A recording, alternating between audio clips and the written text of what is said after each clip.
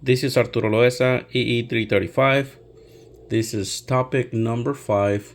We're doing the sound sensor, and I created a code where the sensor is picking up the sound, and the stronger the sound gets, the LEDs start lighting up. It goes from green to yellow to red. So I'm gonna play a song so we can see the LEDs changing. Sorry about the noise. It needs to get a little bit loud.